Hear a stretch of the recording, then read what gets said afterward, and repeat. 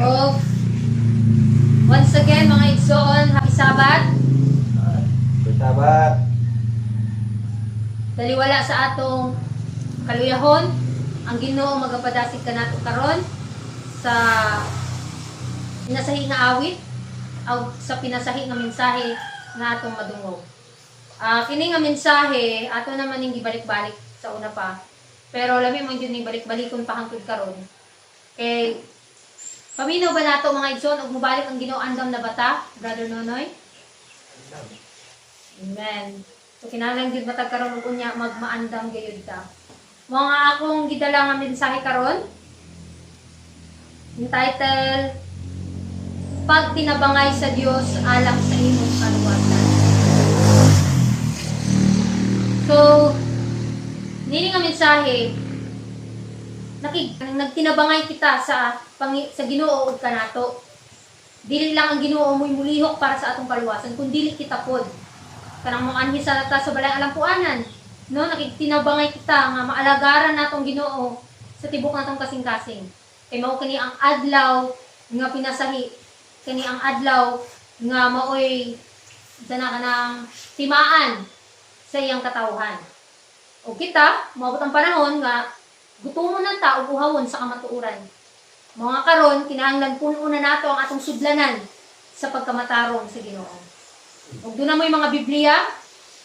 Aprihin yung Bible sa Filipos 2:12-13. Ingon diha, busa mga hinigugma ko. Maingon nga kamo masinugtanon sa kanunay. Dili kay sa akong atubangan lamang, kung dili labi pagayud sa panahon nga wala ako kaninyo. Singkamutan ninyo nga mamunga ang inyong kaluwasan uban sa kahadlok o pagkurog. Kay ang Dios mao ang nagabuhat diha kaninyo sa pagbuot ug sa pagbuhat usab alang sa iyang maayong kahimutan. So, buot sa Ginoo nga mga lagad kita, bisan paminaw nato murag wala naman ang Ginoo, murag paminaw nato nagkinusara na lang ta sa pagpangalagad. Nawala na ang atong mga mahal sa kinabuhi, wala na nang alagad. Pero ingon dire, maingon nga kamo nagmasinugtanon sa kanunay, dili kay sa akong atubangan lamang, kun dili labi pagayud sa panahon nga wala ako kaninyo.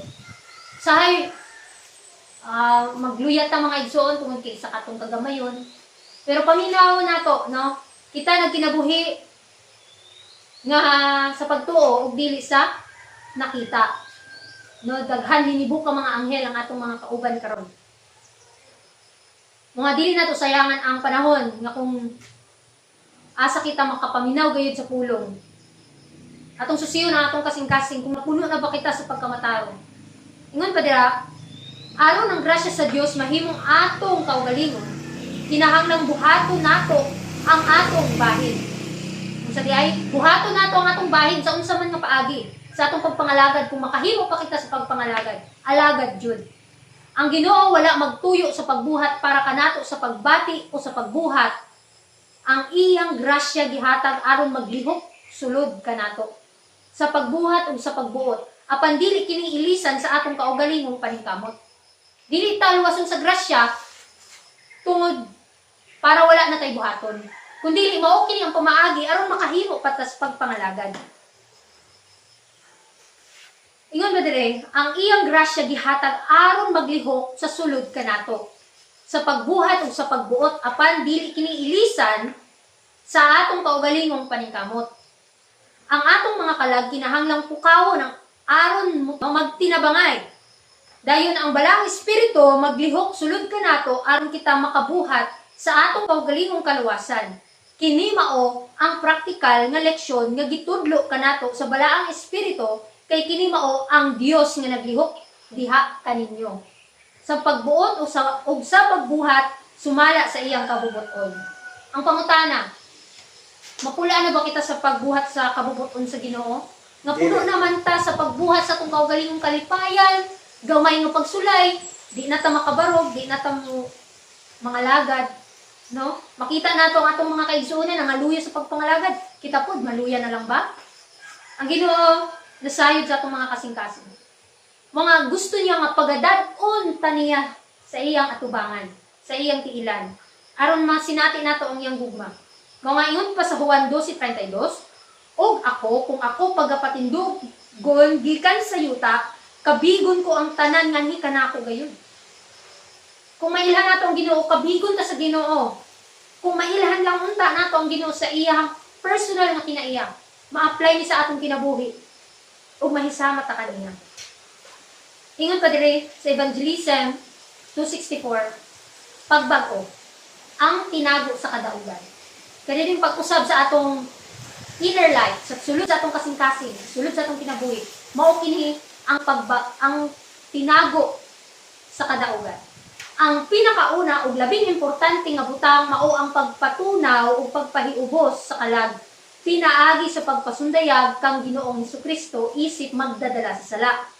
Ang manluluwas nga mapasayloon sa sala ug paghimo sa ebanghelyo nga pinakaklaro kutob sa mahimo.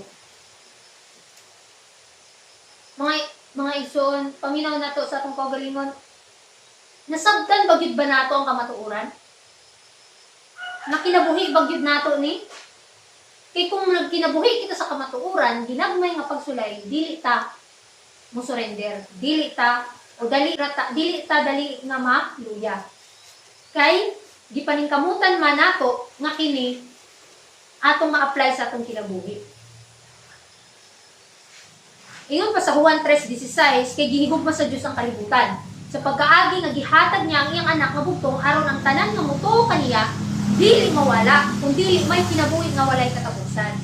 So kini nga bersikulo, nindot tayo mga igsoon, no? Grabe ang gugma sa amahan kanato. Ato na lang bang pasipadan? Ato na lang bang baliwalaon kini nga gugma? Basin unyag magmahay ta, moabot ang panahon nga ang matarong magpakamatarong na, ang dautan magpakadautan na. Kamusta ang atong sitwasyon sa atong espirituhanong kahimtang? Kamusta na? Nakasiguro na ba kay gyud ta sa atong kaluwasan, Brother Orly? Nakasiguro na ba gyud ta nga giluwas ta sa Ginoo ug siguraduhon gyud nato na mga igsoon nga luwason ta kay giluwas gyud ta. Giluwas gyud ta sa Ginoo. Makipag-cooperate lang gyud ta sa kaluwasan nga gihatag kanato. Kay ang Dios wala magpaani sa iyang anak sa kalibutan aron sa paghukom sa silot sa kalibutan, kundi aron sa ang kalibutan maluwas tungod kaniya. So mao man di ay ni ang saad sa kanato. Luwason kita. Kay kabalo ta sa katong kinabuhi dire, walay siguro, dili nato hawak ang panahon, dili nato kontrol ang ugma. Basin karon usa malabot mo sirado na ang kaluwasan, kamusta ang atong kahimtang? Ingon pa sa Testimonies Volume 5, page 163, paubsi ang inyong kaugalingon at ubangan sa Dios. Og paghimo og matinud-anon nga paningkamot nga limpyuhan ang templo sa kalag gikan sa tanang hugaw, tanang kasina, tanang pagdumot, tanang pagduda, og tanang pagpangita og sayop sa uban. Hinluin ninyo ang inyong mga kamot, kamong mga makasasala, ug putli ang inyong mga kasing-kasing kamong mga nagduha-duha.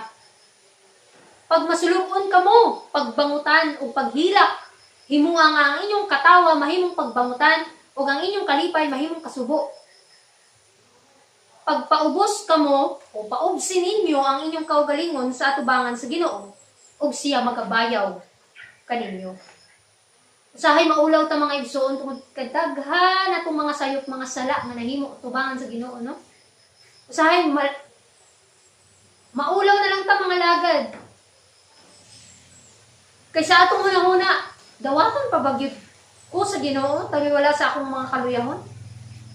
Apan unsay giingon diri? Humble yourselves before God and make an earnest effort to empty the soul temple of all sa tanang kasina, tanang kahugaw, limpyuhon nato ang atong kasing-kasing. Magpaubos kita sa tubangan sa Ginoo. Sa Isaiah 53 verse 6, kitang tanan sama sa karnero nang hisalaag. Ang tagsa-tagsa kanato misimang sa iyang kaugalingon nga dalan o gibutang ni Jehova diha kaniya ang kasalanan nato nga tanan. So kinsa may nangita nato? Si Kristo. Sa dihang nakita nato ni Kristo, gidalatan niya sa iyang kiliran, unya kita pagyod. Mangita ko man jud sa lain natong mga dalan aron magpadayon sa pagkahisalaag. Mga kita kinahanglan magmatman ni ining bahin na mga igsoon, no? Mga di gyud ta magmaluya, bahala magkinaunsa. Ug bawiyon sa Ginoo ang atong kinabuhi. Okay lang kasi iyaha man eh. No? Ang importante sa tang buhi pa ta, padayon ta nga nangalagad kaniya, padayon tang magtuon siyang kasulatan. Kay feel nato sa tong kaugalingon makasasala gyud ta mga igsoon. Gidumtan niya ang sala uban sa hingpit nga pagdumot. Apan, gihugpong niya sa iyang kalag ang mga sala sa tibuok kalibutan, bisan walay sala. Si Kristo walay sala, gidala niya ang silot alang sa mga makasasala. Inosente apan nagtanyag sa iyang kaugalingon, isip pulis sa mga nakalapas. Ang pagkasad-an sa matag sala, mipugos sa iyang kabugat sa balaang kalag sa manluluwas sa kalibutan. Ang daotang mga hunahuna, ang daotang mga pulong, ang daotang mga binuhatan sa matag anak ng lalaki o babae ni Adan, mitawag og silot nga iyang gidawat sa iyang kaugalingon.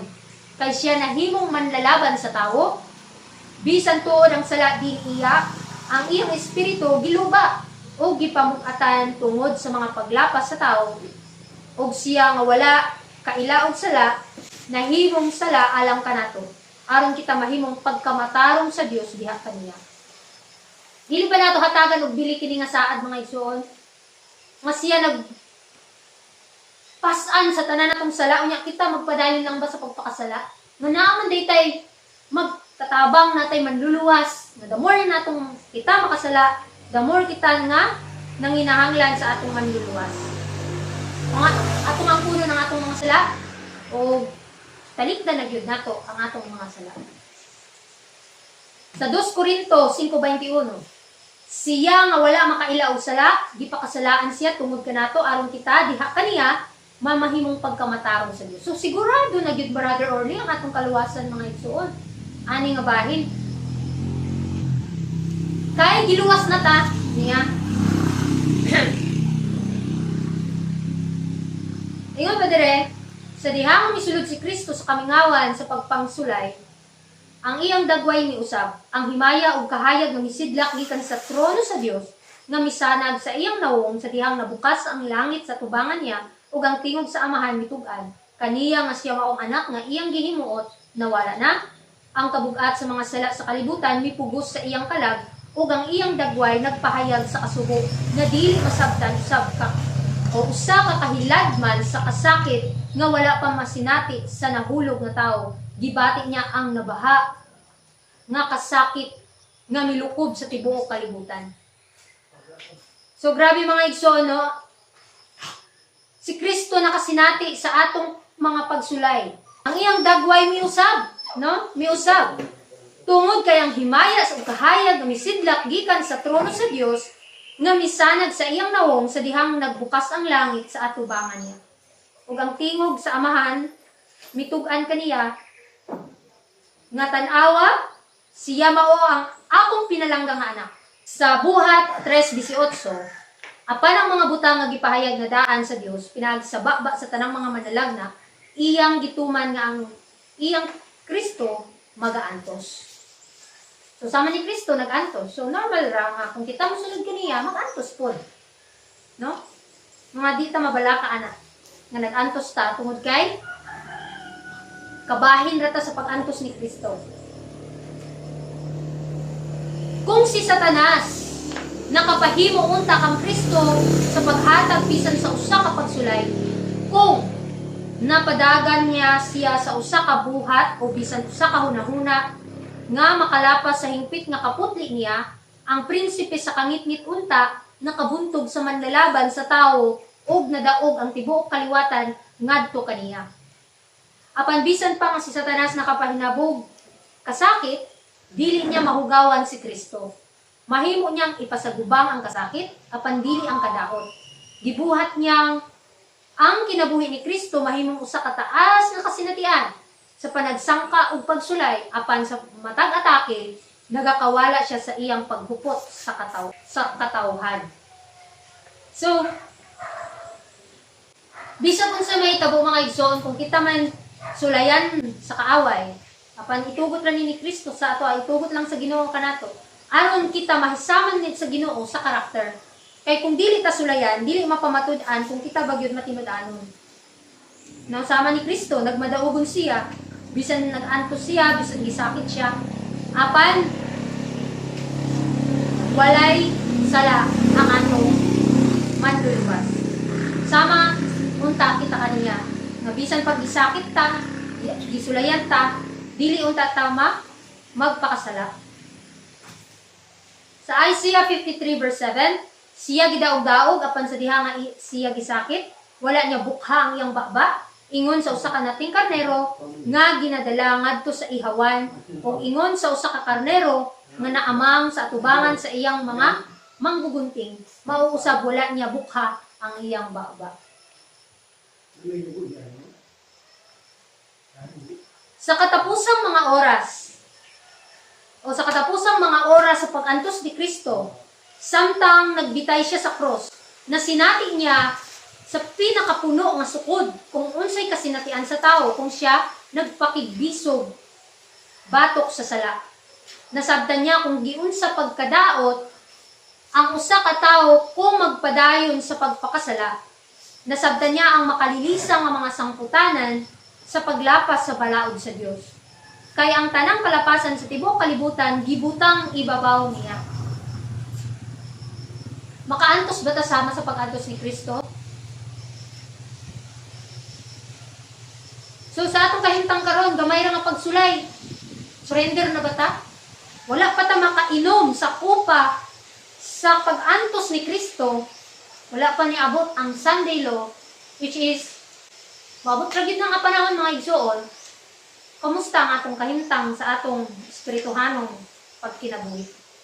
Nagpadayon pa bagyapon tas pagpangalagad nga ang atong madala sa Ginoo ang ato lang kinaiya. No, ang kinaiya lamang ni Kristo ang madawat didto. Mo nga kinahanglan karon ato nang itukod ang kinaiya ni Kristo pinaagi sa ginagmayng butang, pagpailog, pag-antos o pag-ampo. Sa Jeremias 31:3, si Jehova sa kanhi pa nagpakita kanako nga nagaingon, oo, gihigugma ko ikaw sa usa ka gugma nga walay katapusan. Busa, uban sa mahigugmaong kalulot, gidani ko ikaw. Gidanin ta sa Ginoo, siya mo mismo unang naghatag ka nato sa tanang butang, naghatag ka nato sa paghinulsod. Ang ato lang, kita, maminaw kita sa iyang pagdani.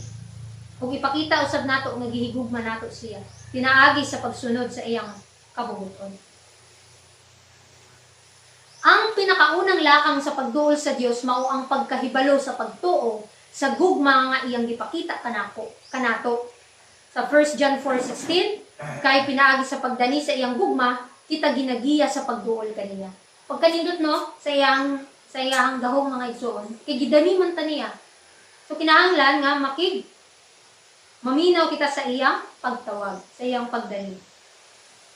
Sa atong conclusion, sa atong katapusan, sa Desire of Ages, pinaagi sa usa ka ahensya nga dili makita sama sa hangin, si Kristo nagapadayon sa pagbuhat sa kasing-kasing, hinay-hinay, ug usahay wala gani mabantay sa nakadawat niini. Ang mga impresyon ginaporma nga nagadani sa kalag ngadto kang Kristo. Kini mahimo nga madawat pinaagi sa pagpamalandong kaniya, pinaagi sa pagbasa sa kasulatan, o pinaagi sa pagpaminaw sa pulong nga gipadayag sa buhing magwawali. Kalit lang sa diha nga ang espiritu mo abot uban sa mas diretsong pag-awhag, ang kalag malipayong mutugyan sa iyang kaugalingon, ngadto kang Jesus, sa daghan kini gitawag nga kalit nga pagkakabig, apan kini bunga sa dugay nga pagdani sa espiritu sa Dios, usa ka mapailubon ug dugay nga proseso. Mga igsoon, sa atong pagdungog pa lang sa kamatuoran, ginaprocess na sa Ginoo ang kamatuoran sa atong kasing-kasing. Sa diha nga kita nahigmata, na sayop daay ang atong nahimo, sayop daay ang atong nabatunan nga pagtuo sa una, mga karon gidani kita ni Kristo para makadungog kita sa mga kamatuoran nga para makapadayon kita sa pagpangalagad. Si Kristo nagapadayon usab sa pagbuhat sa atong mga kasing-kasing. hinay-hinay ang iyahang pagbuhat nato. Hinaot mga igsoon, no, dili nato pagpakawa sa paglaom o dili ta nato sayangan ang panahon nga naa pa siya karon. Nahimo pa nato siyang manlalaban. Kay kung moabot ang panahon, mapakawa na siya sa balaan nga pinakabalaan nga dapit, wala na 'yung manlalaban ka nato. Makabarog ba kita sa dakong pagsulay sa katapusan na unyang pagsulay sa atoa? Paring kamuton gyud nato ng mga igsoon, no? Kay nasayod kita nga wa kitay mahimo kung wala ang atong Ginoo. Mga karon pa lang kinahanglan nga ato nang dasigo ng atong kaugalingon sa atong pagduol kaniya. Magtinabangay kita para sa kaluwasan, dili lang sa atong kaugalingon kundi para usab sa uban. Hinaot nga dagantang na nahibawan o dagantang makutlo nga pagtulunan niining atong mensahe karon nga taliwala sa pagsulay sa niining kalibutan. Maabot gyud ang panahon nga husahon na ang pagsimba sa mananap nga mapintas. Naot nga magkahiusap pud kita sa pag-alagad sa tinuod nga Dios. O dili na lang kutob ang atong mensahe sa niining adlaw. O naduna pa kita sunod nga part. Hinaot nga nakahatag kaninyo ni kada sigo, no? O ang Ginoo magauban ka natong tanan. O happy Sabat mga igsoon.